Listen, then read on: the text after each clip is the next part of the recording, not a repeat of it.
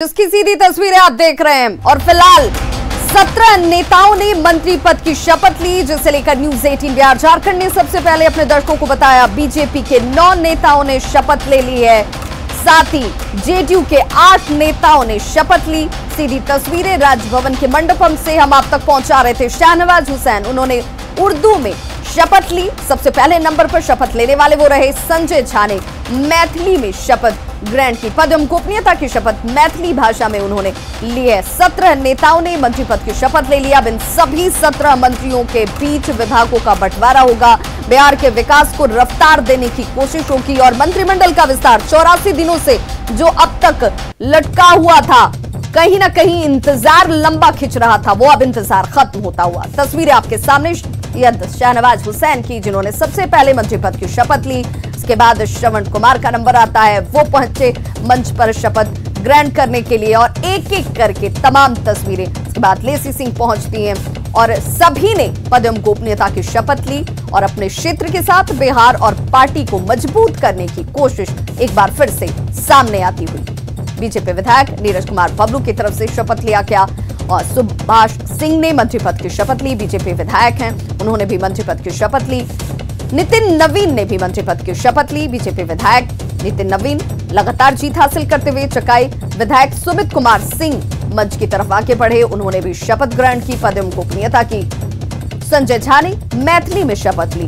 देखिए, आज वो परिधान भी नजर आ रहा था जिस परिधान के लिए क्षेत्र जो है वो खास तौर पर माना जाता है। हमारे सहयोगी आनंद अमृतराज लगातार हमारे साथ जुड़े हुए हैं। आनंद, इस पूरे अगर विस्तार के जिस रूप को हमने आज इस शपथ ग्रहण के तौर पर मंत्रियों के तौर पर देखा है, अगर 3 महत्वपूर्ण बातों का जिक्र किया जाए कि ये 3 खास बिंदु रही जो इस विस्तार के तौर पर सामने आई, तो वो 3 बात क्या होगी?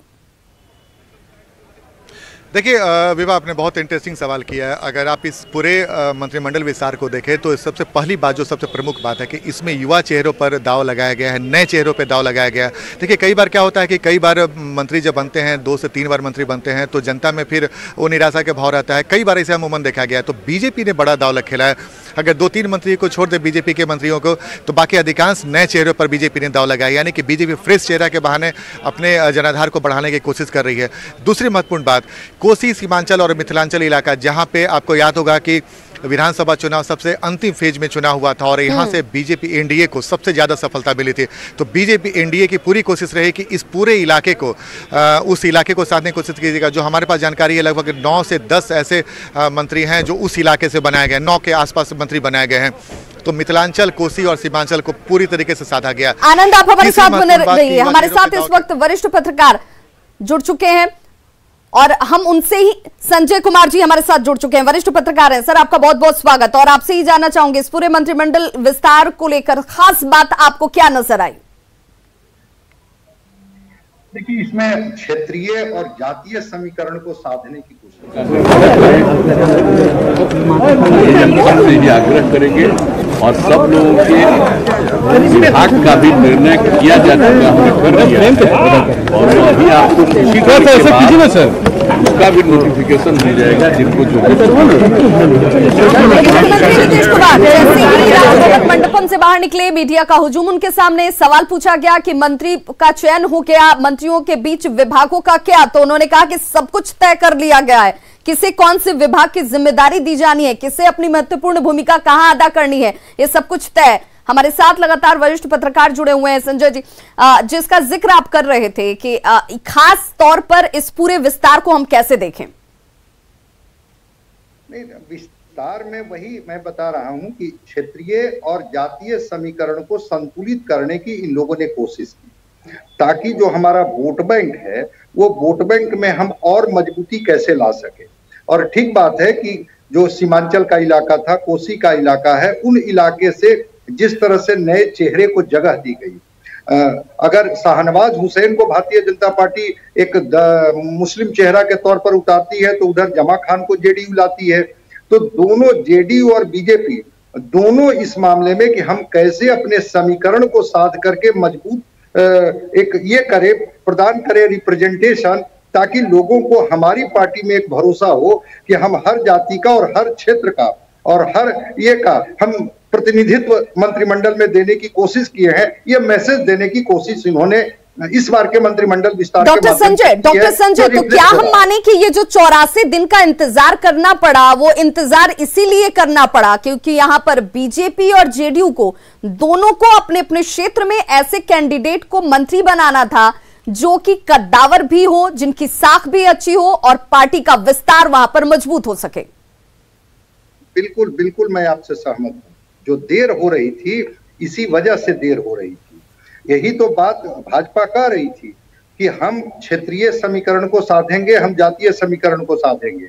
जेडीयू कहीं ना कहीं से इस बात को लेकर के थोड़ा ये थी, असहज थी कि अगर मैंने वहां प्रतिनिधित्व दिया है या हम उस जाति से हमने मंत्रिमंडल में किसी को जगह देने की बात सोच चुके हैं तो फिर आप भी क्यों दीजिएगा। लेकिन बीजेपी इस पर तैयार नहीं हो रही थी। धीरे धीरे करके चीजें अनुकूल हुई और दोनों ने कहा कि ठीक है, आप भी प्रतिनिधित्व दीजिए, हम भी प्रतिनिधित्व देते हैं, इसमें क्या जाता है, हमारा रिप्रेजेंटेशन होना चाहिए। तो आपसे बिल्कुल हम सहमत हैं कि जो देरी का कारण था उसमें क्षेत्रीय और जातीय समीकरण को साधने की वजह से इतनी देर हुई। संजय जी मैं आपसे जानना चाहूंगी, क्या ये माने कि इस विस्तार के साथ जिन मंत्रियों का चयन किया गया, अब इनके पास जिम्मेदारी भी है, उनमें सबसे बड़ी चुनौती जेडीयू के उन विधायकों को जो कि अब मंत्री बन चुके हैं उनके सामने है, क्योंकि उन्हें अपने कद को भी बनाना है और पार्टी को भी मजबूत करना है, उसे और रिवाइव करने की तरफ आगे लेकर जाना है। देखिए ठीक आप कह रही हैं, लेकिन ये एक तरह से पॉलिटिकल एग्जीक्यूटिव है और अगर जो जिस तरह से चीजों को एग्जीक्यूट करेंगे उसका तो एक असर पड़ेगा ही। तो जेडीयू जो अपने को कहते रही है कि हम बदलाव के वाहक रहे हैं, हमने विकास को दिखाया है, लोग उसके गवाह हैं, तो इन पर तो और जिम्मेवारी बढ़ ही जाती है। भाजपा ये कह के बच सकती है कि हमें तो पहली बार मौका मिला इसलिए चीजें हमसे छूटी, लेकिन जेडीयू के पास स्केपिंग का कोई बहुत औचित्य नहीं रह जाएगा। इसलिए चुनौती तो है इनके सामने और पूरी जिम्मेवारी के साथ अपने दायित्व का निर्वहन इनको करना होगा। बिल्कुल, ये एक बड़ी चुनौती इस वक्त जेडीयू के तमाम मंत्रियों के सामने है। हमारे सहयोगी आनंद भी लगातार हमारे साथ जुड़े हुए हैं। आनंद, जिन 3 और खास बातों का जिक्र हम भी कर रहे हैं और खुद वरिष्ठ पत्रकार जी संजय जी भी कह रहे हैं कि इस बार के इस मंत्रिमंडल का स्वरूप ऐसा ही है, लेकिन क्या ये माने कि इस विस्तार के साथ जो देरी हुई है वो देरी को भी पाटने की कोशिश होगी और उसमें ज्यादा फोकस अब इन मंत्रियों को करना होगा? देखिए, मंत्रियों के सामने कोई ऑप्शन में नहीं है, खासकर जेडीयू के मंत्रियों के सामने, क्योंकि जेडीयू 43 सीटों पे सिमट गई है। अगर बसपा के पूर्व विधायक को अगर जेडीयू में शामिल करा तो संख्या 44 होती है, एक निर्दलीय को भी मिला लें तो 45 होती है। तो जो जेडीयू कभी बिहार में बड़े भाई की भूमिका में रहती थी वो घटकर 45 पे सिमट गई। तो आप समझ सकते हैं विभाग की नीतीश कुमार के सामने कितनी बड़ी चुनौती है। और नीतीश कुमार को इस बात पर भी ध्यान देना होगा कि आने वाले 5 साल में जेडीयू के इन मंत्रियों के बहाने कितना जनाधार में बढ़ोतरी होती है, क्योंकि कई बार देखा गया है कि मंत्रिमंडल में जातीय समीकरण को साधने की सबसे ज़्यादा कोशिश की जाती है। इस बार भी नीतीश कुमार ने कोशिश की है कि कम विधायकों में तमाम समीकरण को साध लिया जाए। लेकिन उससे भी इंटरेस्टिंग एक बात मैं आपको जानकारी दूँ, हमारे दर्शकों के लिए भी बहुत रोचक जानकारी है। इस पूरे मंत्रिमंडल में अगर आप देखें तो सुपौल फैक्टर बहुत ज़बरदस्त काम किया है। अगर आप पूछिए कैसे, तो मैं आपको बताता हूँ कि सुपौल जिला से विजेंद्र यादव भी चुनाव जीत कर आते हैं और वो मंत्री बने। इसके अलावा शाहनवाज हुसैन भी सुपौल के ही रहने वाले थे, वो भी इस नीतीश कुमार के मंत्रिमंडल में मंत्री बने गए। तीसरी बात, नीरज कुमार बबलू, वो भी सुपौल से आते हैं, वो भी इस मंत्रिमंडल में मंत्री हैं। और आरके सिंह जो केंद्र में मंत्री हैं वो भी सुपौल से ही आते हैं, भले ही आज आरा से चुनाव लड़कर जीते हैं लोकसभा का और केंद्र में मंत्री बने हैं। तो ये कुछ ऐसा इंटरेस्टिंग फैक्ट इस बार नीतीश मंत्रिमंडल में देखने को मिल रहा है। और जैसा कि मैंने आपको बताया कि नीतीश कुमार ने बहुत कोशिश की है कि इस बार सीमित संख्या में जो उनके विधायक जीत कर रहे हैं उनमें तमाम समीकरणों को साध लिया जाए, चाहे क्षेत्रीय समीकरण हो या फिर जातीय समीकरण हो।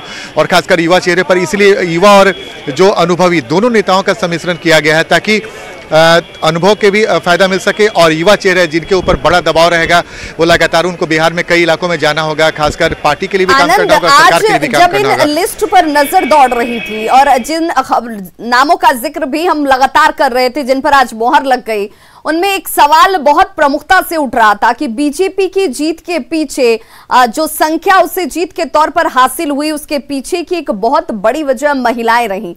महिलाओं का प्रतिनिधित्व क्या उतना जितना उम्मीद वो कर रही थी? देखिए, अगर शीला मंडल को देखें, आप लेसी सिंह को देखें, तो मंत्रिमंडल में बहुत ज़्यादा महिलाओं को जगह नहीं मिली जैसे कि उम्मीद की जा रही थी। लेकिन अगर संख्या बल के हिसाब से देखें तो महिलाएं जीतकर भले ही आई हों, लेकिन उस अनुपात में उन्हें जगह नहीं मिला। तो जाहिर सी बात है, अभी भी 3 सीट खाली है नीतीश कुमार के मंत्रिमंडल में। आने वाले समय अगर मंत्रिमंडल का विस्तार होता तो हो सकता है कि उसमें से एक चेहरा हम देख सकते हैं। लेकिन जितनी आधी आबादी की बात बिहार में होती है और जितने बढ़ चढ़ कर, आपको याद होगा प्रधानमंत्री ने भी चुनाव में कहा था कि आधी आबादी महिलाएं हमारे साथ मजबूती से खड़ी हैं। नीतीश कुमार भी बार बार हर चुनावी सभा में कहते थे, चाहे शराबबंदी का जिक्र हो या फिर दहेज प्रथा का जिक्र हो, कभी जब जिक्र करते थे तो अपने आधी आबादी को धन्यवाद देना नहीं भूलते थे। और इस बार ऐसा माना भी जा रहा था और लगातार जो जानकारी चुनाव के बाद आई कि आधी आबादी ने एनडीए के पीछे ज़बरदस्त खड़े होकर एनडीए को काफ़ी वोट दिया था। तो उम्मीद थी कि उसके मुताबिक मंत्रिमंडल में उन्हें जगह भी मिलती, लेकिन फिलहाल उतनी संख्या दिख नहीं रही है। और इस वक्त अगर देखें तो शीला मंडल और लेसी सिंह 2 ऐसे चेहरे हैं जिन्हें मंत्रिमंडल में जगह मिला है। तो आने वाले समय में क्या कुछ होता है ये देखना दिलचस्प होगा। लेकिन महिलाओं को निराशा जरूर हो सकती है कि महिलाओं ने जिस बढ़ चढ़ कर एनडीए को वोट दिया था उस अनुपात में उन्हें मंत्रिमंडल में जगह नहीं मिली है। और खासकर उस तब जब पंचायती राज में आप नीतीश कुमार ने महिलाओं को आरक्षण दिया, कई सारे पुलिस की बहाली में, सिपाही बहाली में भी 33% महिलाओं को आरक्षण मिला। तो ये ऐसी कुछ बातें थी और इस बार उम्मीद भी जताई जा रहे थे कि आधे आबादी को लेकर जिस तरीके से एनडीए। इस वक्त स्वास्थ्य मंत्री मंगल पांडे से ब्यूरो चीफ दिवाकर तिवारी बात करेंगे। विरोधी करें तो स्वागत है, नकारात्मक बातें नहीं होनी चाहिए, और जन कल्याण की बातें यदि विरोधी करें तो उसका भी स्वागत है, लेकिन जनता के नुकसान की बातें नहीं होनी चाहिए। और मैं समझता हूं कि अभी जो विरोधी दल की भूमिका दिख रही है वो सकारात्मक कम नकारात्मक ज्यादा है। मीडिया में जगह पाने के लिए ज्यादा होता है, जन कल्याण के लिए कम होता है। तो सीधे तौर पे मंगल पांडे को आपने सुना, उन्होंने कहा कि जो विरोधी हैं वो सकारात्मक भूमिका का निर्वाह नहीं करते हैं, बल्कि मीडिया में जगह पाने के लिए ही वो अपनी भूमिका आगे करते हैं। कैबिनेट 17 मंत्रियों ने पद एवं गोपनीयता की शपथ ली। सुभाष सिंह को मंत्री बनाने से समर्थकों में जबरदस्त उत्साह देखा जा रहा है। जी हां, गोपालगंज में उनके आवास पर समर्थकों ने जमकर जश्न मनाया है। तस्वीरें हम आप तक पहुंचा रहे हैं। लोगों ने उम्मीद जताई है कि अब इलाके के विकास में और तेजी आएगी।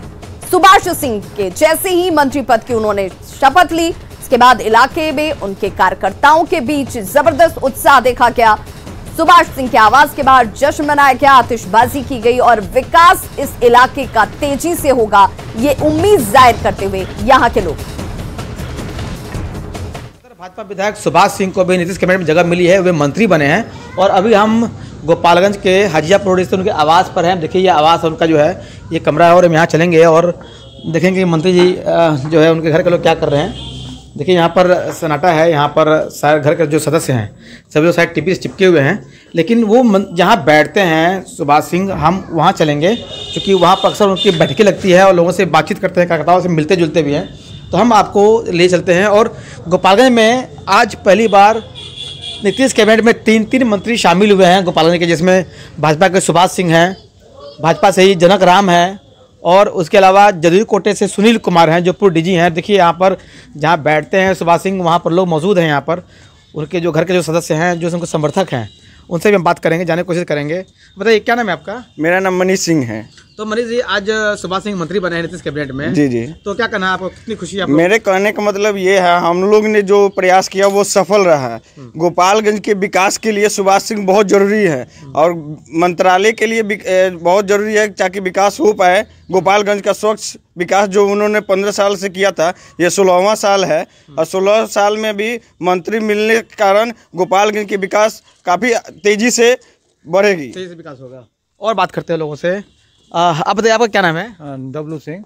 तो डब्लू जी, अभी उनको जो मंत्रिमंडल में शामिल किया गया, मंत्री बने हैं, क्या कहना है आपको, कितनी खुश हैं आप लोग? बहुत ही खुशी है, हम लोगों ने जो मेहनत किया सुभाष जी के लिए विधायक जी हमारे बहुत ही सोबर नेचर के हैं और हम मंत्रिमंडल मिलने से गोपालगंज में बहुत कार्य करेंगे और प्रगति होगी। आपका क्या नाम है? विकास कुमार सिंह। हाँ विकास जी बताइए। हम लोगों का जो माने मनसा था वो पूरा हो गया। हम लोग यही चाह रहे थे कि सुभाष जी मंत्री बने, वो आज पूरा हो गया। तो खुश हैं आप लोग? हाँ, बहुत खुशी है, बहुत खुशी है। तो देखिए ये जो सुभाष सिंह के जो समर्थक हैं, जो घर के जो लोग हैं, उनका कहना है कि वे लगातार प्रयास करते रहे और वो कई बार विधायक भी रहे और विधायक बनने के बाद आज जब उन्हें मंत्री बनाया गया है तो यहाँ के लोगों को खुशी और उनकी उम्मीद भी है कि उनके मंत्री बनने से गोपालगंज में जो विकास है, विकास गति भी तेज होगी।